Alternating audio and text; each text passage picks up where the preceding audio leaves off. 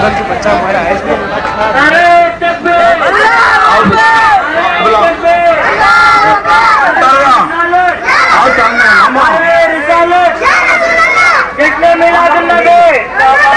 जश्न मिलादुन्नबी, नारे तकबीर, नारे तकबीर, नारे रिसालत, इस्लाम, इस्लाम।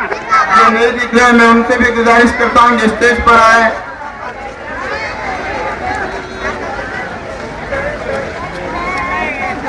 और एक खास बात बताना चाहता हूँ, जो अगले क्लास वर्क है पीपल सर्कल, जो उन्होंने 10 या 12 साल से मैं हर बार ग्लास का वर्क करके देते हैं, जो फ्री अपना वक्त लगाकर, मैं उनके भी हक में दुआ करता हूं कि वो यहाँ पर नहीं है, मैं उनका शुक्रिया अदा करता हूं। नारे तकबीर, नारे तकबीर, नारे तकबीर। नारे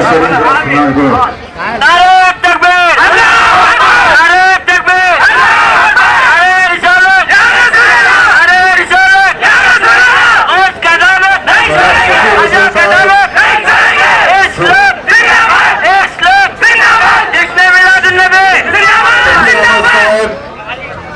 मंडी इंस्पेक्टर उससे गुजारिश करता हूँ कि स्टेज के ऊपर आकर हमारी गाँव की शकील अहमद साहब उनकी अंजुमन खत्म और मुस्लिम सदन चौक की जानिब से धूपोशी अदा कर रहे हैं।